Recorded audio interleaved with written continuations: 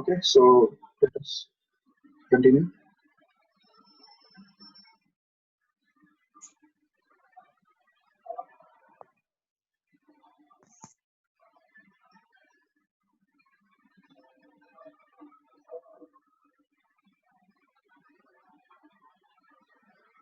So here you understood that why the liquid level rises up inside the capillary, and similarly we can also explain why liquid depresses down inside the capillary.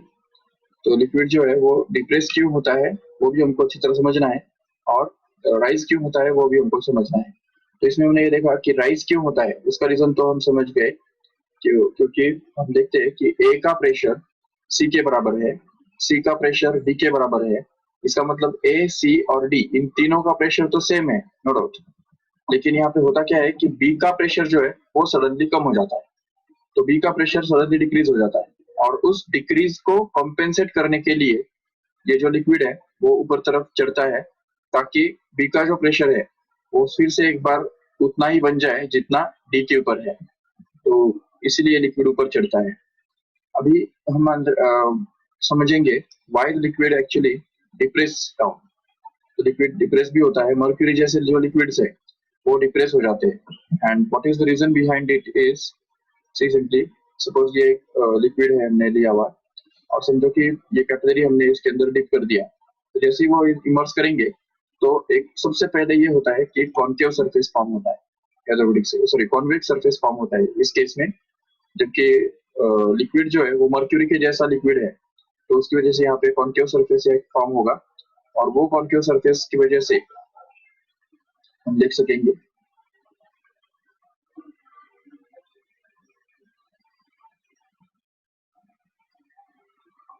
this is the capillary.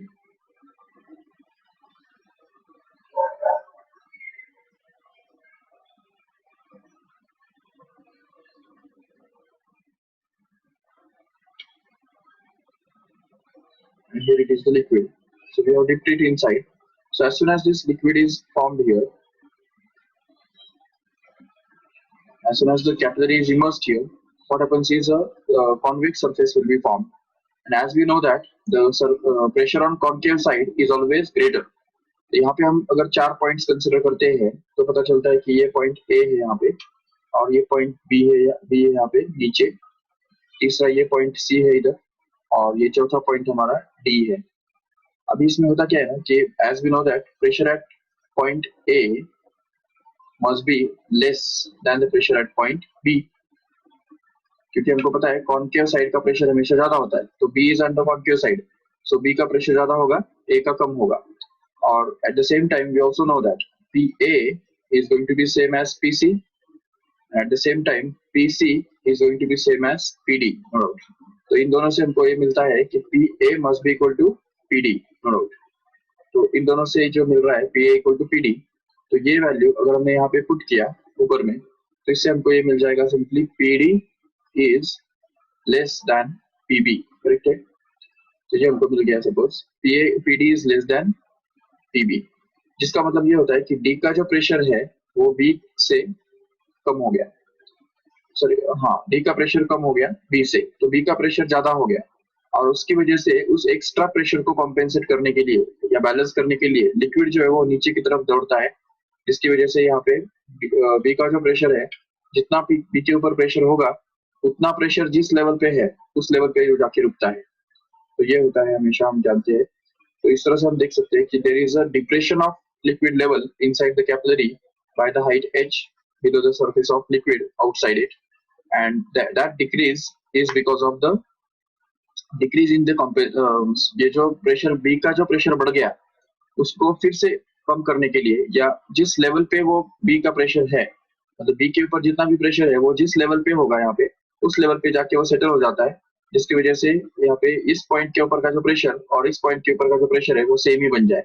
So points at the same level must be at same pressure, ये एक basic बात हमको समझनी है यहाँ पे, और इसकी वजह से ये सब होता है। So in some cases the liquid is just depressed down, and in some cases the liquid is just raised up, and this is the reason why the liquid rises up or depresses down inside the capillary. So these are the reasons, and this reason can be asked in exam for 3 marks. ये 3 mark का ये derivations है, ये हमको इसी तरह से याद रखने हैं. So the next derivation we can see is about, अभी हमने ये समझा कि वाटर जो है वो राइज क्यों होता है, या वाटर जो है वो राइज या डिप्रेस क्यों होता है, वो तो हमने समझ लिया. बट नाउ विल सी कितना होता है, कितना राइज होता है या कितना डिप्रेस होता है, ये हमको अभी समझना है. तो उसके लिए कंसिडर करो ये सिंपल सी बात. तो suppose we have a capillary tube once again, which is immersed in a liquid like this, and suppose that liquid rises up inside this capillary up to some height h.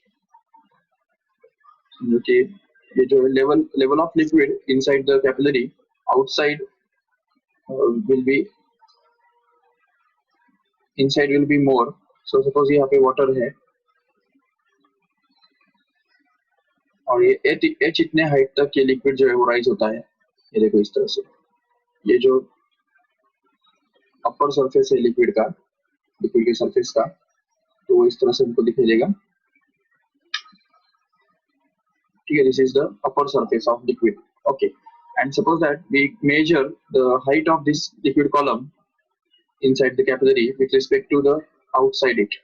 तो बाहर में जो उसका level है उसके हिसाब से अगर देखेंगे तो h उसका लेवल है सपोज, और यहाँ पे r is the radius of this capillary tube. तो इस ट्यूब कैपिलरी ट्यूब का जो रेडियस है वो अगर हमने मान लिया r है सपोज, ये r हमको दिख रहा है यहाँ पे, और सपोज कि यहाँ पे density of the liquid is going to be rho, and suppose T is going to be the surface tension of that liquid.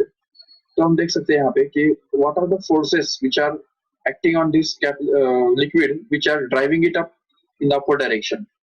तो ये पता चलता है कि if we think about this liquid meniscus, तो ये जो ऊपर का जो पार्ट है उसका, वो अगर हम फोकस करते हैं ठीक से तो हमको पता चलता है there are forces acting on this capillary tube. तो यहाँ पे इस तरफ फोर्स काम कर रहा है इसके ऊपर, क्योंकि हमको पता है कि surface tension always acts tangentially. So we can say that this surface tension will be acting tangentially outwards in this way at this point, and the surface force due to surface tension will also be acting at this point also in the upward direction slightly in this way. तो ये भी surface tension का ही force है जो ऊपर की तरफ काम कर रहा है. और अभी इस force को अगर हम पीछे की तरफ अगर थोड़ा extend करेंगे तो वो इस तरह से ड्रॉ कर सकेंगे आराम से. So this is again another force which is extended backwards and they will meet somewhere. But अभी इसमें हमको क्या है ना कि इस एंगल को, जैसे कि हम जानते हैं angle of contact is the angle between the surface of solid and tangent drawn to the surface of liquid at point of contact. So this is going to be your theta, that is angle of contact. Even this is also going to be theta which is called as angle of contact. And since this is theta we can also denote this as theta, no doubt. Even we can also denote this as theta, no doubt. And once we understand this theta, we can also resolve this t in two components now. तो इस t को हम तो दो components में अगर resolve करेंगे तो उसमें से एक component हमको मिल जाता है vertical वाला, जो कि t cos theta हमको उसको बोलना पड़ेगा जरूर. This is going to be t cos theta, no doubt. ठीक से. And second component will be expressed as t sin theta, no doubt. So this is going to be second component, which is horizontal one, which is going to be expressed as t sin theta. Okay, and again the same thing can be done here also. इस t के बारे में भी हम वही कर सकते हैं आराम से. So t again here can be expressed as two components. The vertical component will be simply denoted as t cos theta, no doubt, and the second horizontal component here will be expressed as t sin theta. Okay. तो ये T cos theta और T sine theta के form में हमने इनको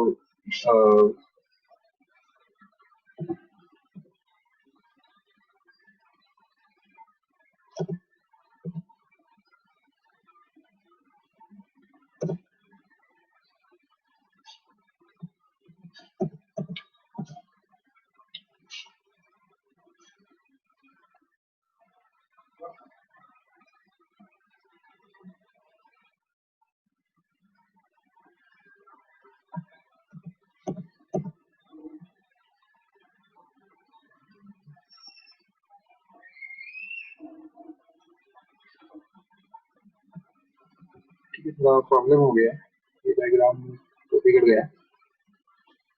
ठीक है, let us draw this diagram again.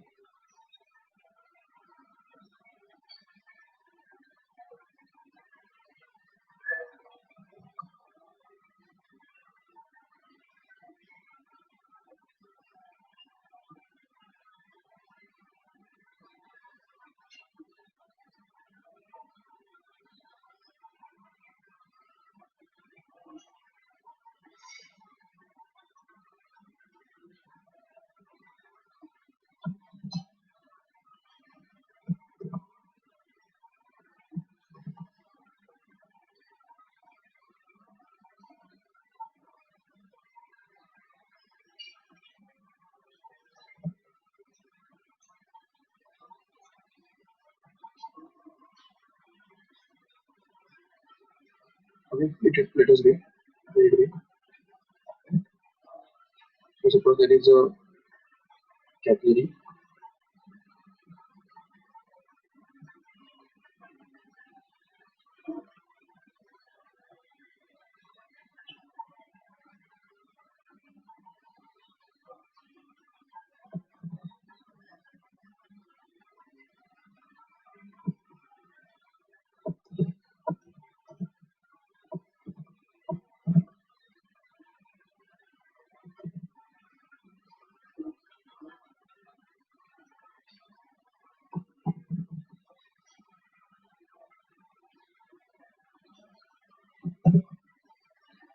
ये देखिए, ये वो डायग्राम है तो हम देख पा रहे हैं क्लियरली कि किस तरह से जो कैपिलरी का जो फोर्स जो एक्ट हो रहा है टॉप सरफेसेस के ऊपर, ये जो ऊपर का सरफेस है उसके ऊपर जो फोर्स काम कर रहा है वो एक्चुअली टी साइन थीटा और टी कॉस थीटा से डिनोट किया जाएगा।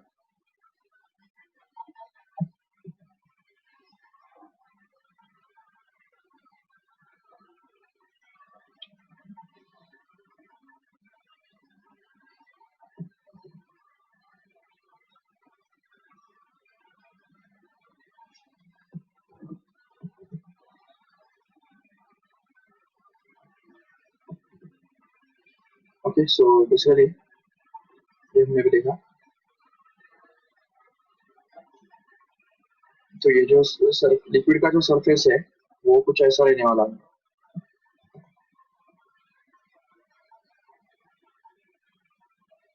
क्योंकि इस तरह से इसको टेंजेंट रहेगा। तो ऐसे केस में हम देख सकते हैं क्लियरली कि जो the total force, net force acting on this liquid in the upper direction is actually B T cos theta. इसको हमने टी बोला था एक्चुअली।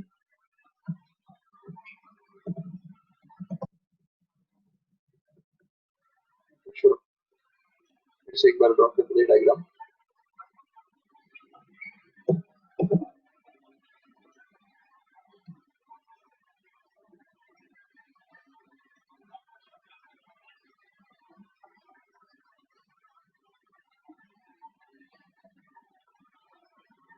ये लिक्विड सपोज है, लिक्विड है और ये एक्वेरी का कर्व सरफेस है यहाँ पे, जिसको हमने टेंजेंट ड्रॉ किए थे दो। ये एक टेंजेंट है और ये दूसरा टेंजेंट है, और ये जो है एंगल ऑफ कांटेक्ट है थीटा, जिसको हमने बोल दिया था, उसकी वजह से ये भी थीटा बन गया था। और इसको हमने दो कंपोनेंट्स में रिजॉल्व किया, तो एक कंपोनेंट हमको मिला ऊपर का जिसको हमने बोल दिया टी कॉस थीटा, और दूसरा कंपोनेंट जो हॉरिजॉन्टल है उसको हमने बोल दिया टी साइन थीटा। ये टी साइन थीटा है एक्चुअली। इसको भी हमने दो कंपोनेंट्स में रिजॉल्व किया, तो उसका जो वर्टिकल कंपोनेंट है उसको हमने बोल दिया टी कॉस थीटा, और हॉरिजॉन्टल कंपोनेंट जो है यहाँ पे तो वो है actually T sine theta. Okay, अभी कहने की बात ये है कि ये टी साइन थीटा और T sine theta being equal and opposite, they will just get cancelled with each other. But ये टी कॉस थीटा जो कंपोनेंट है वो ऐड होंगे क्योंकि वो सेम डायरेक्शन में काम कर रहे हैं। लेकिन यहाँ पे सिर्फ दो ही टी कॉस थीटा की बात नहीं चल रही है। अगर हम केयरफुली देखेंगे तो ये कैपिलरी का जो क्रॉस सेक्शन है वो हमेशा इस तरह का होता है, सर्कुलर होता है, और उसका जो ऊपर का जो पार्ट है वो अगर हम देखेंगे ठीक से तो इस तरह का होता है वो। तो जिसमें हम अगर देखेंगे ठीक से तो every point of this which is contact with the capillary will be experiencing or acted upon by a same force that is of magnitude t cos theta here like this. तो every point मतलब हर एक point जो इस capillary के ऊपर है वो इस टाइप का टी कॉस थीटा के बराबर का फोर्स एक्सपीरियंस करेगा ऊपर के डायरेक्शन में, और इसकी वजह से हम देख सकते हैं यहाँ पे कि जो टोटल फोर्स है वो कितना बनेगा, कैसे कितने टी कॉस थीटा हमारे पास होंगे जो हमको ऐड करने हैं। तो उसके लिए हमको सॉल्यूशन मिलेगा उसका जितने सर्कमफरेंस पे पॉइंट्स है। तो सर्कमफरेंस पे पॉइंट्स कितने होते हैं तो हमको पता है ऑलरेडी, द सर्कमफरेंस के ऊपर 2 पाई आर ये उसका लेंथ ही है, मतलब सर्कमफरेंस का जो फॉर्मूला है हमारे पास 2 पाई आर। तो इसलिए हम समझ सकते हैं आराम से कि the total upward force acting on this capillary tube here will actually be equal to the total upward force we can say. Okay, upward force acting on this capillary or liquid will be actually equal to 2 pi r into t cos theta, क्योंकि एक point पे t cos theta इतना force काम कर रहा है और ऐसे वो सर्कमफरेंस पे 2 pi r इतने सारे पॉइंट्स है, तो टोटल फोर्स कितना हो जाएगा इस t cos theta multiplied by 2 pi r, that is the circumference of this whole circle. But this is the upward force. But what is the downward force acting on this whole capillary? तो यहाँ पे जो जितना liquid अंदर जा रहा है उसका वेट यहाँ पे काम करेगा डाउनवर्ड डायरेक्शन में, और उसकी वजह से weight of the liquid will serve as the downward force. So we can find out the downward force acting on the whole liquid inside the capillary, so which is equal to the weight of this liquid inside the capillary. So downward force will be equal to weight, which is going to be simply mass into gravity. देखिए हम जानते हैं यहाँ पे कि मास can also be replaced by volume into density, तो इसलिए यहाँ पे मास के बदले अगर वॉल्यूम इनटू डेंसिटी डाल देंगे तो ग्रेविटी वैसे ही रहेगा। और नेक्स्ट स्टेप में हम देख सकते हैं यहाँ पे कि अगर ये हाइट इस सिलेंडर का अगर हमने h मान लिया है यहाँ से, और अगर इस कैपिलरी ट्यूब का जो रेडियस है वो अगर हमने r मान के रखा है, r is the radius of the capillary tube, then we can say clearly that this cylinder का जो वॉल्यूम होता है, तो volume of cylinder can be replaced by simply pi into r square into h, ये हो गया volume, multiplied by density multiplied by gravity as it is. So this is going to be the total downward force acting on this whole liquid inside the capillary. And if now we can see, क्योंकि अभी यहाँ पे क्या है ना कि downward force act होने वाला जो इसके लिक्विड के ऊपर वो तो उसको नीचे की तरफ खींचेगा, और ये जो 2 पाई r into t cos theta है ये फोर्स इस लिक्विड को ऊपर की तरफ खींचेगा, अपवर्ड डायरेक्शन में वो उसको ड्राइव करेगा। लेकिन जैसे जैसे ये ऊपर जाएगा, लिक्विड ऊपर जाएगा तो उसका वेट तो बढ़ता ही जाएगा ना, और ये वेट बढ़ते बढ़ते कभी ना कभी ऐसा होगा कि ये जो फिक्स्ड फोर्स है, अपवर्ड फोर्स तो फिक्स्ड है, वो फोर्स जब उस वेट को बैलेंस कर लेगा तब ये लिक्विड जो ऊपर जाना बंद करेगा। और इसकी वजह से हम देख सकते हैं यहाँ पे कि maximum height of the liquid can be found out just by equating these two forces only. तो इन दोनों फोर्सेस को अगर हम इक्वेट करेंगे तो simply upward force must be equal to the downward force. So if we use it, तो इसमें upward force कितना है हमको पता है already, it is 2 pi r into t cos theta, जैसे कि हमने यहाँ पे भी डिराइव किया है उसको। ये देखो, ये अगर यहाँ पे हम रिप्लेस करेंगे तो हमको ये मिल जाएगा 2 पाई r into t cos theta, ये बन गया हमारा upward force which has to be equal to the total downward force which is obtained already here, which is going to be pi into r square h into rho g, ये हमको मिलता है downward force. And now if we just equate these two, then we can simplify this further. Pi gets cancelled from both sides and even r gets cancelled once and nothing else. So t can be 2t cos theta can be written to be equal to r h rho g in the next step, so that you can say t becomes exactly equal to r h rho g upon 2 cos theta, and this is basically the formula for surface tension of any liquid. If we know the radius of capillary, height of liquid inside the capillary, density of liquid and gravity and angle of contact obviously, then we can be able to find out the surface tension of that liquid.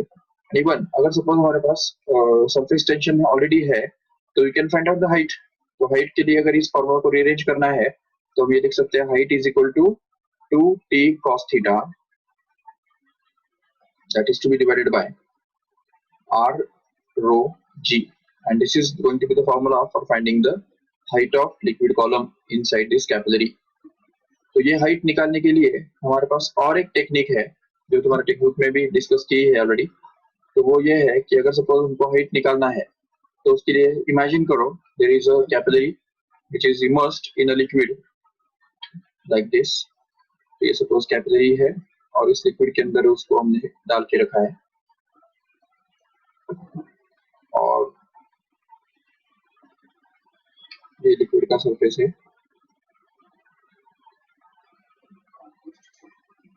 जैसे हम capillary को immerse करते हैं liquid के अंदर तो हम देखते हैं कि some liquid just rises up inside this capillary. तो कैपिलरी के अंदर जो है कुछ ना कुछ लिक्विड का जो राइज होता है ऊपर तरफ वो चढ़ता है। सपोज वो यहाँ तक आके चढ़ जाता है, ये सपोज अपर सरफेस है लिक्विड का, ठीक है। तो देखो इसे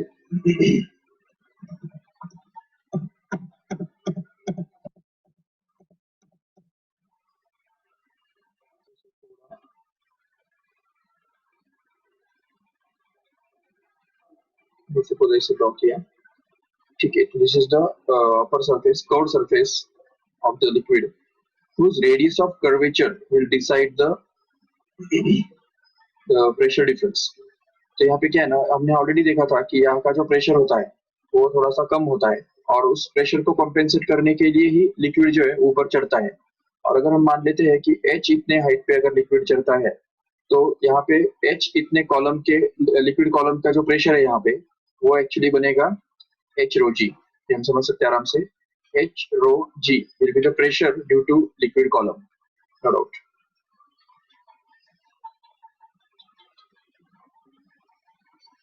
But this pressure due to liquid column must be exactly balanced by the pressure difference।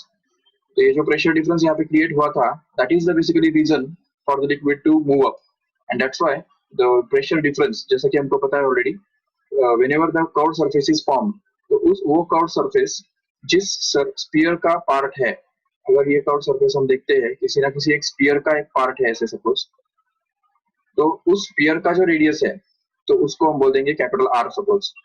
तो वो उसके हिसाब से हम देख सकते हैं यहाँ पे कि if suppose we consider that radius as capital R, then this pressure due to this liquid column has to be equated with the excess pressure formula. Excess pressure which is given by the formula, ये हो गया access pressure. तो अगर इन दोनों को हम equate करेंगे तो हमको इसमें से मिलेगा, एक तरफ तो हमको pressure due to liquid column तो h rho g मिल रहा है, no doubt, but this should be exactly equal to the excess pressure. तो यहाँ पे जो pressure inside pressure P I हम उसको बोल देंगे, और इधर का जो प्रेशर पी ओ है तो हमने ऑलरेडी प्रूव करके रखा है कि P I minus P O is always equal to 2t upon R. So if we use it here, then we get this as 2t upon r. But don't forget that this capital R here stands for the radius of this whole sphere, whose this is part of। तो इस पूरे sphere का जो radius है वो इसमें यहाँ पे capital R से denote होगा। लेकिन अभी यहाँ पे और थोड़ा सा अगर सोचो तो कैपिलरी का जो radius है वो capital R नहीं है, वो स्मॉल r है। तो अगर कैपिलरी के रेडियस की अगर बात करते हैं तो this is suppose the top surface of the capillary like this, and suppose that the this is the center of the circle of the capillary, and suppose that the radius of capillary is smaller and radius of this sphere whose this curved surface is part of is capital R। तो capital R में और small r में relation derive करना कोई बड़ी बात नहीं है, वो हम कर सकते हैं आराम से, क्योंकि इस पॉइंट को अगर हम ज्वाइन करेंगे इस पॉइंट के साथ, सेंटर के साथ, तो ये जो डिस्टेंस हमको मिल रहा है वो एक्चुअली r है, नो डाउट। और इस पॉइंट को अगर हम इस सर्कल के सेंटर के साथ अगर ज्वाइन करेंगे तो ये जो डिस्टेंस है वो स्मॉल r बनने जा रहा है, और अगर ये हम दोनों को ज्वाइन करेंगे तो वो तो ऑलरेडी ऑब्वियसली एक्सिस होगा कैपिलरी का, नो डाउट। बट अभी इसमें और एक बात समझनी है हमको कि ये जो एंगल है ये एंगल एक्चुअली थीटा होगा, that is angle of contact. क्यों? क्योंकि हमको पता है ऑलरेडी कि tangent drawn to this liquid surface, तो इस लिक्विड सरफेस को यहाँ पे पॉइंट ऑफ कॉन्टैक्ट पे जो टेंजेंट ड्रॉ करेंगे तो उसका जो एंगल बना हुआ रहता है इस सॉलिड सरफेस के साथ, उसको हम बोलते हैं थीटा, एंगल ऑफ कॉन्टैक्ट। तो अभी देखो इसमें इन दोनों के बीच में एंगल ऑफ कॉन्टैक्ट जो है वो थीटा है, नो डाउट, लेकिन इसको परपेंडिकुलर आर है, देख रहे हैं आराम से, और इसको जो परपेंडिकुलर है, ये जो टेंजेंट है, इस टेंजेंट को परपेंडिकुलर कौन है, रेडियस है। तो इसलिए फिर यहाँ पे the angle between the two lines is always equal to the angle between their perpendicular lines. तो ये बात अगर याद रखेंगे तो इससे हमको ये मिल जाएगा कि ये एंगल भी एक्चुअली थीटा बनता है। और अगर ये एंगल भी थीटा बन गया तो हम आराम से इन आर, स्मॉल आर और कैपिटल आर के बीच में रिलेशनशिप ढूंढ सकेंगे, जो कि हमारे पास है सिंपली कॉस थीटा का। तो what is cos theta? We know that it is simply going to be the adjacent side upon hypotenuse. तो यहाँ पे थीटा का adjacent side कौन है, स्मॉल r है, और hypotenuse कौन है, ये कैपिटल R है। तो इसलिए अगर हम यहाँ पे इसको रिप्लेस करते हैं तो cos theta will be equal to small r upon capital R, and hence we can say that this small r, or we can say capital R, is going to be actually equal to small r upon cos theta. And if you use this capital R here, ये capital R का value अगर यहाँ पे रख देंगे तो हमको ये मिल जाएगा simply h rho g, which is going to be equal to 2t upon capital R, where capital R is going to be simply small r upon cos theta. So अगर ये हम रिप्लेस करेंगे यहाँ पे और इसको अगर सिंप्लीफाई करेंगे आगे तो हमको ये मिल जाएगा h rho g is equal to 2t, ये cos theta ऊपर चला जाएगा और बन जाएगा 2t cos theta upon R, and then we can be able to find out the expression for this height of liquid column inside the capillary, simply to be equal to 2t cos theta, and that is to be divided by r rho g, which is going to be the same formula we have obtained just now by a different method. तो ये जो अलग method से हमने same formula derive किया है, which is the formula for height of capillary rise in a liquid column, remember, जो कि हमने अभी भी ऑलरेडी डिराइव किया था दूसरे मेथड से। ये देखिए यहाँ पे, this is the formula we have derived just by using this another method. तो ये दोनों मेथड से हमको ये फॉर्मूला डिराइव करने आना चाहिए, ठीक है। देखिए ठीक से, तो सबसे पहले हमने क्या किया, देखो एक बार इस डेरिवेशन के अंदर हमने सरफेस टेंशन को रिजोल्व किया दो कंपोनेंट्स में, T cos theta, T sin theta, जिसमें से ये समझा कि T sin theta equal opposite होने की वजह से वो बैलेंस हो गए, वो कैंसिल करते एक दूसरे को, but T cos theta acts vertically upwards and hence adds up together. ये जो सारे पॉइंट्स के ऊपर जो टी cos थीटा फोर्सेस काम कर रहे हैं वो यहाँ पे ऐड होके 2 pi r into t cos theta बनने वाला है। तो ये बन गया हमारा 2 pi r into t cos theta, which is called as the net upward force acting on this whole capillary, which is going to be equal to the downward force. The downward force is nothing but the weight of liquid inside the capillary, which is going to be equal to mass into gravity, where mass is going to be equal to volume into density into gravity. But volume of cylinder of this whole capillary tube can be found out to be equal to pi r square into h, which is multiplied by rho g. And this liquid will stop rising up when the downward force will become exactly equal to the upward force. And hence if we equate these two, then we get this 2 pi r t cos theta equal to pi r square h rho g. So that pi gets cancelled from both sides, r gets cancelled from both sides, and 2t cos theta is left equal to rh rho g. So that t becomes equal to rh rho g upon 2 cos theta. And hence we can get this h is equal to 2t cos theta upon r rho g as a final thing. And also we have seen that this pressure due to the liquid column and excess pressure equate करने से भी हमको वही formula मिलता है। क्योंकि देखो यहाँ पे कि लिक्विड जो राइज होता है तो उसका रीजन ही ये है कि प्रेशर डिफरेंस क्रिएट होता है यहाँ पे, और उस प्रेशर डिफरेंस को कॉम्पेंसेट करने के लिए ही लिक्विड जो है वो ऊपर तरफ चढ़ता है। तो इसलिए यहाँ पे जो प्रेशर बनेगा, तो लिक्विड ऊपर चढ़ने के बाद इस हाइट h के कॉलम के प्रेशर की वजह से जो प्रेशर बनता है वो h rho g रहने वाला है, वो तो हम समझ सकते हैं आराम से। But this pressure difference has been created by the concave surface, and hence concave surface की वजह से जो pressure difference create होता है उतना ही ये excess pressure होना चाहिए या pressure of this column होना चाहिए। वो बात अगर हम याद रखते हैं तो excess pressure के लिए भी हमारे पास फॉर्मूला है 2t upon r, और वो अगर हम यूज करेंगे यहाँ पे तो h rho g becomes equal to 2t upon r. But you have to remember that this capital R here is nothing but the radius of curvature of this surface, curved surface, not the radius of this capillary simply. तो ये simply capillary tube का radius नहीं बल्कि वो radius of curvature है, capital are हमको यहाँ पे यूज करना है, that is this capital R here. But अभी यहाँ पे हमको कैपिटल आर और स्मॉल आर के बीच में रिलेशनशिप डिराइव करने के लिए ये ट्रायंगल कंसीडर करना होगा जिस ट्रायंगल के अंदर ये कैपिटल आर माना हाइपोटेन्यूज है और ये स्मॉल आर जो है वो इस थीटा का एडजेसेंट साइड है, जिससे हमको मिलता है cos theta is equal to small r upon capital R, जिससे हमको मिलता है capital R is equal to small r upon cos theta. And now if we put this value of r here, then we can be able to get that h rho g is equal to 2t upon capital R, which is replaced by small r upon cos theta, and this cos theta can be transferred in the numerator so as to get this as 2t cos theta upon r. So h rho g equal to 2t cos theta upon r means we can write this as h is equal to 2t cos theta upon r rho g. And one more thing here to understand is that from this formula only we can get that if we keep the liquid constant, एक ही liquid के अंदर अगर हमने बहुत सारे capillaries अगर insert किए, suppose ये एक लिक्विड है और इसके अंदर हमने एक पहला वाला कैपिलरी ऐसे इंसर्ट किया जिसका रेडियस थोड़ा ज्यादा है, सपोज दूसरा एक कैपिलरी यहाँ पे हमने इमर्स किया जिसका रेडियस थोड़ा कम है, सपोज थोड़ा थिन कैपिलरी हमने इमर्स किया, और एक तीसरा कैपिलरी हमने इमर्स किया जो थोड़ा और थिन है, इसका radius is still lesser than that. तो जैसे जैसे रेडियस कम होता जाता है, तो अभी देखो ये कैपिलरीज भले अलग अलग है तो उनका रेडियस अलग अलग है लेकिन डेंसिटी तो एक ही है क्योंकि लिक्विड वही है, सरफेस टेंशन सेम है, थीटा भी तो सेम है क्योंकि लिक्विड सेम है. तो जब तक लिक्विड सेम होता है तो टी थीटा और ये डेंसिटी जो है वो नहीं बदलने वाले, और ग्रेविटी तो कभी बदलता ही नहीं है तो वो भी कांस्टेंट हो गया. तो इसलिए हम समझ सकते हैं यहाँ पे कि एच और आर इन दोनों के अलावा बाकी सब कांस्टेंट्स है. देखो से 2t cos theta upon rho g ये सब कांस्टेंट्स है.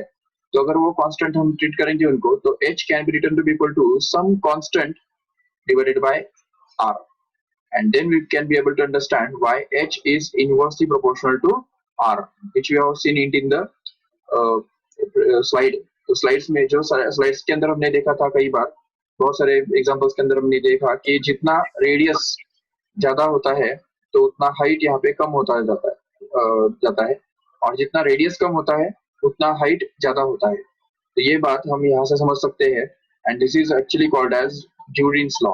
Remember, this is called as Jurin's law, simply which tells us that the height of liquid column is inversely proportional to the radius of capillary.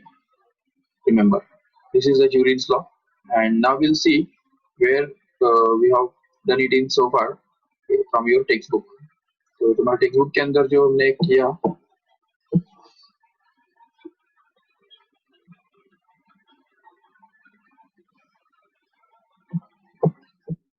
देखो से ये surface tension का जो concept है वो हमने देखा था इसके सबसे पहले ही, और ये हमने लैप्लास लॉ तो हमने कल प्रूव किया था. तो इसके बाद ये जो हमने देखा आज के लेक्चर में, ये हमने देखा कि capillary rise and capillary fall.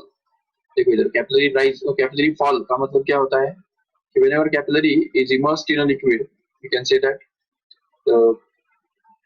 There is a fall of liquid inside the capillary. तो यहाँ पे देखा जाता है कि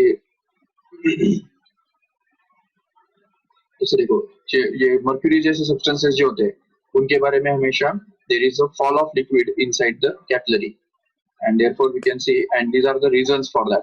तो ये जो प्रेशर अलग अलग पॉइंट्स पे जो प्रेशर्स है उसके बारे में जो हमने बात की, तो यहाँ पे वही यहाँ पे है.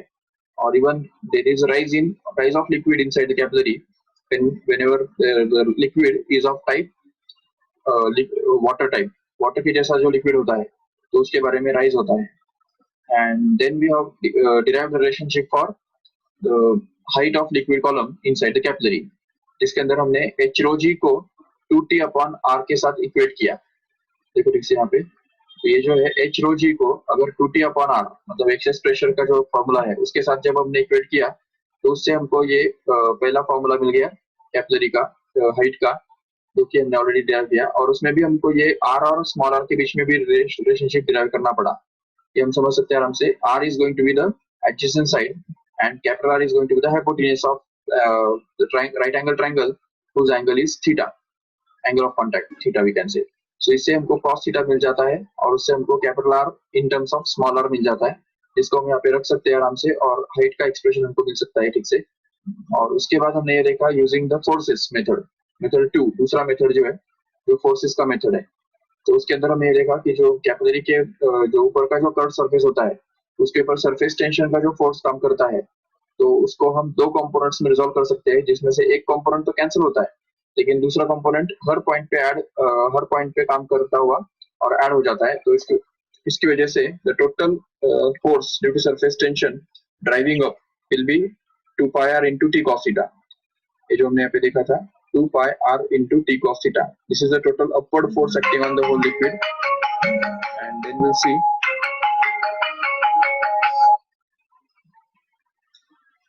see that the mass of weight of the liquid inside the capillary is obtained to be simply mass into gravity, mg, where m is going to be the volume into density and volume is going to be pi r square h। तो और upward force और downward force दोनों को equate करने से ही हमको surface tension भी मिल जाता है और हाइट ऑफ लिक्विड कॉलम भी मिल जाता है आराम से। तो यहाँ पे ये सरफेस टेंशन वाला जो पार्ट है वो खत्म होता है, and here the fluid statics जो है वो यहाँ पे खत्म होता है। But we can see the fluid dynamics, मतलब the study of fluids in motion will start in the next lecture. तो नेक्स्ट आने वाले लेक्चर में, कल के लेक्चर में हम ये देखेंगे कि फ्लूइड्स जब मोशन में आते हैं, मूविंग फ्लूइड्स के बारे में जो स्टडी है वो पूरा हम कल के लेक्चर में करेंगे। ओके, सो तो आज के लेक्चर में हमने ये सब देखा। तो चलो आज का लेक्चर हम यहाँ पे स्टॉप करते हैं, और याद रहे कि आपका दूसरा लेक्चर भी है, बायो का लेक्चर आज है, तो याद रखिएगा सभी। तो इसमें कुछ किसी को डाउट है, इसको कुछ पूछना है? अच्छा, एक बात, जिनको ऐप में ज्वाइन करने से प्रॉब्लम आया तो वो एक चैट बॉक्स में प्रॉब्लम करके लिख के भेजिए ना। हेलो सभी, सुनिए आराम से ठीक से।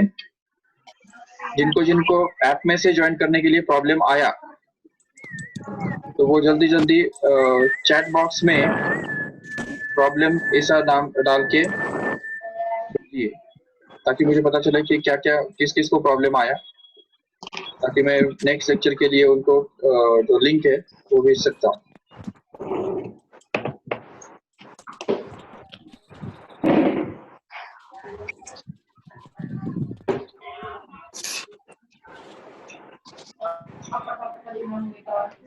ओके, तो 6:30 बजे का बायो का लेक्चर होगा, राधा मैम कंडक्ट करेंगे। सबसे स्टार्टिंग में वो इंट्रोडक्शन देंगे और उसके बाद फिर आगे ये बारे में जो डिटेल है, एक चैप्टर वो स्टार्ट करेंगे। पहला वाला जो चैप्टर है बायो का वो स्टार्ट किया जाएगा।